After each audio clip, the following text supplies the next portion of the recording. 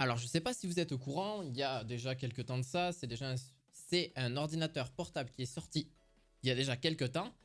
Et c'est l'un pour moi des meilleurs pour ce qui est transport, ce qui est montage vidéo, ce qui est... Voilà, c'est vraiment une grosse review sur l'excellence donc de chez Samsung en termes de Galaxy Book 3 Pro que je vais vous présenter aujourd'hui. Petite review assez sympa. Ce que je vous invite à faire pour ceux qui ne sont pas encore abonnés à la chaîne, n'hésitez pas et bienvenue sur la chaîne. Vous allez pouvoir retrouver des vidéos sur clairement le monde de l'high-tech en général parce que je suis un gros passionné du monde de l'high-tech et je pense que ça peut vous servir. On présente des tas et des tas et des tas de produits, donc bien sûr sur lesquels j'ai quand même beaucoup de recherches et aussi je me suis énormément intéressé sur le produit parce que c'est ce que je fais en amont avant de faire mes vidéos très clairement. N'hésitez pas, petit pouce bleu, petit abonnement. Vous aurez le lien en description pour ces trois produits. Donc en gros, c'est la même version, c'est le même Samsung Galaxy Book 3, mais il existe différentes versions à différents prix différents. Mais ça, on verra ça un petit peu après.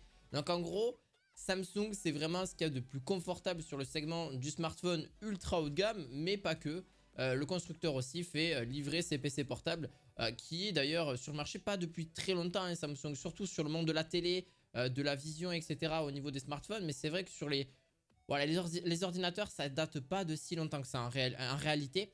Alors là-dessus, on a clairement une génération qui s'affirme sur le haut de gamme. Loin d'être la première visite de Samsung sur le marché du haut de gamme.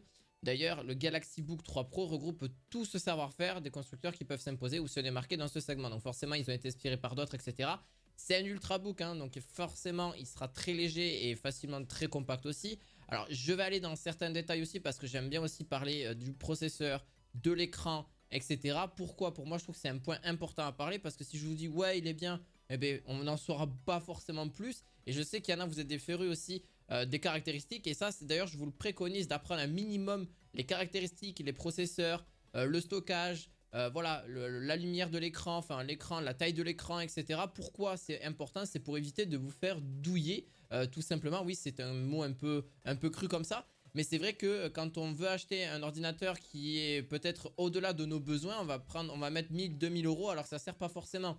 Aujourd'hui, en fonction de nos besoins, on peut avoir quelque chose à 700, 800 euros, même peut-être moins cher si vraiment on fait des trucs vraiment très basiques. On fait juste que regarder des vidéos sur YouTube, voilà, on surfe sur les réseaux sociaux et on fait un petit peu de traitement de texte. Allez pas prendre quelque chose qui sert justement pour le montage vidéo, pour faire des choses vraiment beaucoup plus poussées. Donc là, on a quelque chose de vraiment magnifique et sous Windows, hein, forcément, vous devinez bien au niveau voilà, du système d'exploitation. Alors, je parlerai un petit peu du processeur, etc. On a clairement un écran OLED de 14 pouces, donc déjà pas très gros, mais tellement plus simple à prendre justement en main. On a aussi donc une définition de 3K, une surface d'affichage déjà bien plus grande aussi qui délivre de magnifiques images avec des noirs profonds et ça vraiment, hein, je tiens vraiment à le dire là-dessus. Une colorimétrie riche et une bonne luminosité aussi. J'ai pas tendance à faire ce genre de compliments pour ce genre d'ordinateur portable parce que c'est vrai qu'on n'a pas souvent l'OLED. Alors oui, ça dépend, oui et non, hein, ça dépend des modèles en général. On a plutôt du mat avec de l'IPS, etc. Donc ça, c'est pour les joueurs vraiment gaming. Là, c'est vraiment plus à titre, voilà, pour un travail voilà, qui vous accompagne au quotidien. Donc là-dessus, on pourra retrouver donc deux ports USB type C Thunderbolt 4. Donc si vous voulez justement afficher l'image ou recharger très rapidement aussi. Donc on parlera de la batterie, on parlera un petit peu de tout ça par la suite, l'autonomie, etc. etc. De celui-ci. Alors pareil, donc une carte micro SD. Donc ça c'est vraiment important si vous voulez mettre vos fichiers dedans, ou transférer des fichiers d'un appareil photo à l'autre, etc. etc. Alors pareil, n'hésitez pas à prendre aussi des adaptateurs pour avoir plusieurs ports USB. Parce que les USB normales n'existent quasi plus dans ce type d'ordinateur là. Donc n'hésitez pas, avec l'USB-C, vous avez des rallonges qui le transforment en USB pour justement, c'est un petit adaptateur en USB 3.0. Ça coûte pas très cher. Et ça permet donc de rajouter donc par exemple un disque dur, etc., etc. Même si les disques durs aujourd'hui peuvent se faire en USB-C. Alors c'est vraiment un incontournable pour moi parce que Samsung n'aurait pas pu prétendre au titre de PC portable haut de gamme sans une fiche technique vraiment musclée. Et là, il bénéficie ainsi d'une certification Intel Evo, ce qui signifie qu'il ne lui faut que quelques secondes pour démarrer, grâce à son SSD aussi dessus, qui est du NVMe. C'est des SSD beaucoup plus petits et beaucoup plus rapides, qui sont assez fragiles aussi dans l'ensemble. Voilà, Windows 11 qui t'accompagne aussi et ses performances sont pensées pour rester optimales de longues années. Alors on a un Intel Core i7 qui est accompagné de la 13e génération avec 16 Go de RAM et son stockage de 512 Go en SSD. Alors le SSD, vous me connaissez, je suis pas féru, c'est un petit peu dommage qu'ils mettent pas plus que ça, qu'ils mettent pas 1 Tera. Ça gonflera pas tant le prix que ça parce qu'aujourd'hui même moi je le vois en NVMe. 1 Tera c'est pas plus cher que 50 ou 100 euros, ça dépend vraiment celui que vous souhaitez. Alors oui, on a du PCI 4 ou du PCI 3.0, mais clairement c'est pas exorbitant. Donc si vous voulez le changer un petit peu plus tard, ça sera notamment possible pour le démonter, etc. si vous y connaissez. Sinon, bon voilà, un disque dur externe suffit amplement pour mettre tout ce qui est gros fichiers, etc. ou du cloud littéralement, hein, si vraiment vous voulez pas vous accompagner d'un disque dur, et bien du cloud ça fera très bien l'affaire. Et après il suffit d'une bonne connexion pour transférer les fichiers si c'est d'assez gros fichiers là-dessus. Pareil au niveau de l'autonomie, donc n'est pas en reste. La Samsung Galaxy d'ailleurs joue d'une batterie de 63 Wh, ce qui lui assure à peu près une excellente endurance d'une journée à usage normal. Et vraiment, si vous souhaitez vraiment pousser les performances à bloc et vraiment un truc vraiment intensif, comptez la moitié d'une journée, entre 5 et 6 heures 7 heures d'autonomie, grand maximum, ce que j'ai pu remarquer. Et d'après les recherches aussi que j'ai pu faire aussi dessus. Donc voilà, c'est clairement le cas pour ceux qui ne veulent plus s'encombrer de chargeurs en cas de télétravail occasionnel, etc. Et bien le chargeur, vous lui dites au revoir. Le chargeur n'existe plus, il n'y a plus besoin parce que clairement les chargeurs sont assez fins. Même là-dessus, si le chargeur est bien donné avec, vous inquiétez pas. Mais c'est pas clairement quelque chose qui va être extrêmement gros, extrêmement gros et extrêmement imposant pour le mettre aussi dans votre pochette d'ordinateur. Alors là, je vais aller donc forcément sur les 3 liens que je vais vous mettre dans la description de cette vidéo YouTube. Donc en gros, il y a 3 prix différents parce qu'il y a des technologies différentes. C'est un peu des versions à peu près les mêmes, hein. Pareil, c'est le Book 3 Pro, mais avec la version 360, une avec du gris graphite qui reste assez classique, pas trop cher non plus, et la moins chère de celle dont je vous ai parlé juste là maintenant. Donc là, celle que j'ai parlé, là, c'est du 15 pouces, c'est du i7, etc.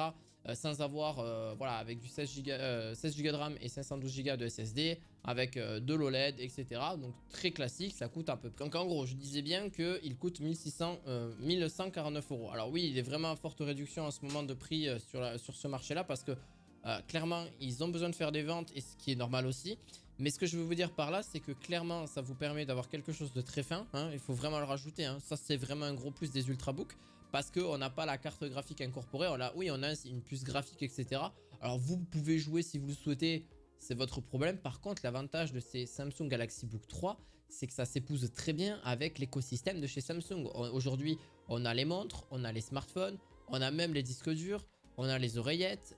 On a beaucoup de trucs de chez Samsung. Donc, clairement, vous pouvez en profiter là-dessus. Et n'hésitez surtout pas, d'ailleurs, je vous le conseille fortement, de pouvoir en profiter. Alors vous avez même le Samsung Pen, etc. Donc ça c'est le côté donc tout ce qui est stylé, etc. Mais ça dépend parce que des fois, comme je vous ai dit, les Book Pro, en tout cas de chez le Book 3, la version, donc le Book 3 Pro, etc., ne sont pas disponibles au niveau de certains tactiles, etc. Là pour celui du Samsung Book 3 Pro, pareil, vous êtes sous un i7, etc.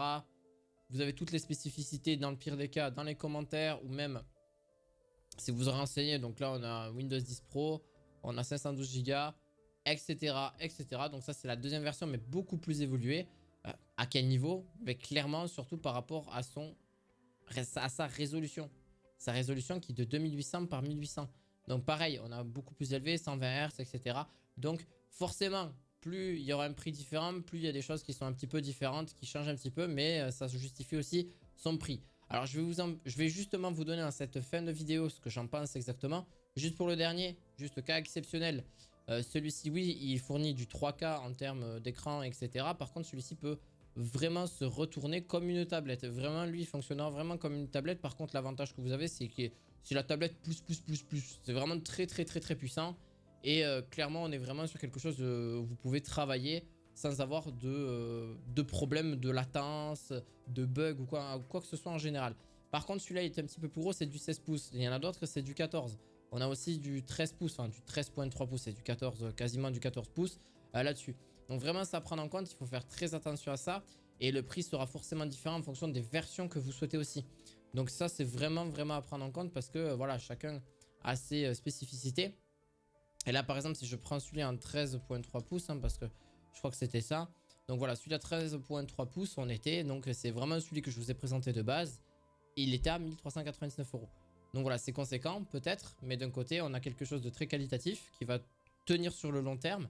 Surtout qu'on a tout ce qu'il faut là-dessus. On a même un port USB, port jack aussi, bien sûr, qui est disponible là-dessus. Donc, n'hésitez pas, je vous mettrai les liens en description de cette vidéo juste pour vous donner un avis. Alors, clairement, je trouve que c'est une belle gamme, en vrai, de produits ultra légers et vraiment ultra fins. Ça, c'est clairement le plus. On a quelque chose aussi d'assez performant en général. Il n'y a pas de souci. Vous avez quand même une disponibilité aussi qui sont sur plein d'options différentes. Donc là, pour le coup, on a une version à 13 pouces qui a donc pas du tout d'écran tactile, mais qui fait que 1,16 kg. Et si on veut 300 grammes de plus, il fait 15 pouces, donc il est un petit peu plus gros quand même, hein, faut le dire, hein, un petit peu plus grand au niveau de ça. Mais c'est vraiment de réelles petites différences. Donc si clairement vous voulez quelque chose d'assez petit, qui prend pas de place et qui est quand même performant pour des logiciels, pour de la musique, pour voilà, travailler en général tout simplement, vous allez voir que ça suffira largement. Donc voilà, ce sera en description de cette vidéo. N'hésitez pas à mettre un petit pouce bleu, à vous abonner. On se retrouve très prochainement pour d'autres vidéos high-tech. À la fois prochaine. Ciao, ciao.